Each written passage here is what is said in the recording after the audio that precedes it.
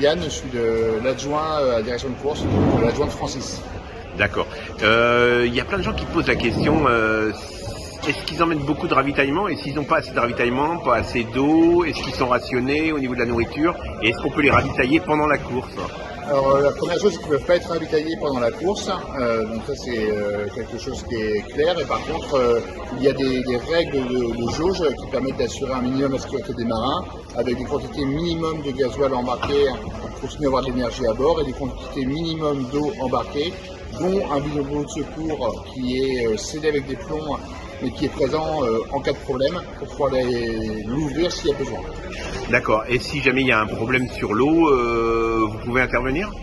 Alors s'il y a un problème sur l'eau, ce qu'évidemment on n'espère pas, il y a plusieurs possibilités d'intervenir. Tous les concurrents ont des balises de détresse qui sont liées au bateau, qui sont liées aux individus également. Et avec déjà la première possibilité d'action, et on le voit sur toutes les courses au large, ce sont les concurrents eux-mêmes. C'est-à-dire qu'on peut dérouter un concurrent pour aller prêter assistance à quelqu'un d'autre. Et puis après, on peut aussi, avec les secours opérationnels en mer, dérouter des cargos si besoin pour aller prêter assistance. Donc a priori, ils ne peuvent pas mourir de faim, pas mourir de soif, même si ça dure une semaine de plus, et ils seront safe s'il y a un problème dans les 24 heures, quelqu'un interviendra.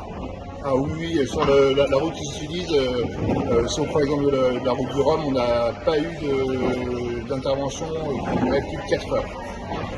Merci Yann.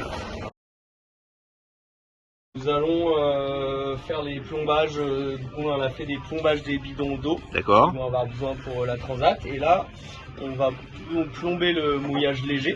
D'accord. Avec le mouillage lourd, et du coup on le pèse avant parce qu'il y a un poids minimum. Donc la poids minimum c'est combien? 9,5 kg, et là on est à 9,52 kg. D'accord, donc vous pesez tout pour la jauge quoi, c'est ça? Exactement. Et vous êtes jaugeur? Moi je suis coordinateur technique de la classe Figaro. Merci. Jean-Louis Jaouen, je suis président du comité technique ici sur la Transat Paprec, qui va partir donc dimanche. Et donc en tant que président du comité technique, j'aurai des contrôles à faire avant le départ, notamment contrôler donc les liquides embarqués, puisque donc c'est réglementé par la classe Figaro.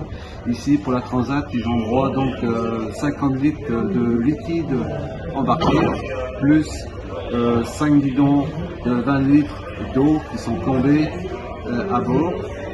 Ils sont plombés en position, ils ont le droit de consommer bien sûr l'eau qui est dans les bidons, mais ils ne peuvent pas déplacer ces bidons de 20 litres puisqu'ils n'ont pas le droit de matosser le matériel. C'est ça, on dit matosser, ça veut dire qu'il y en a qui pourraient profiter en fait des poids pour les changer par rapport au bord qu'ils font. Voilà, c'est-à-dire que quand le bateau gîte, obligatoirement donc il déplace plus d'eau, donc il perd un peu en vitesse, et il pourrait éventuellement matosser, c'est-à-dire mettre le poids du côté le plus haut du bateau pour rétablir la gîte du bateau. Donc le fait que ce soit plombé, ils ne peuvent pas le faire, voilà, les 100 litres d'eau quoi. Voilà. Les 100 litres d'eau, ils ne peuvent pas le faire. Et vous disiez que dans les liquides, les 50 litres qu'ils peuvent emmener, ils peuvent emmener du champagne, donc ils peuvent emmener aussi du coca, tous ces jus, et les shampoings comptés aussi, c'est ça? Voilà, tout ce qui peut être liquide est compté dans les volumes d'eau.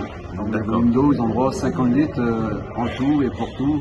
Donc ce que je vais contrôler donc, avant le départ, des pontons, je vais contrôler ça à bord des bateaux. Il y aura des bateaux qui sont tirés au sort et je vais contrôler ça à bord des bateaux. Et pour matosser, ils pourraient prendre des sacs de patates par contre, parce que la nourriture est illimitée. Voilà, donc la nourriture est pas comptée en RSO1, on ne pèse pas les poids embarqués. Par contre, je vais contrôler s'il n'y a pas d'abus. Voilà. Ah oui, s'il n'y a pas d'abus. Je vais contrôler, je vais leur demander ce qu'ils ont dans les sacs en nourriture.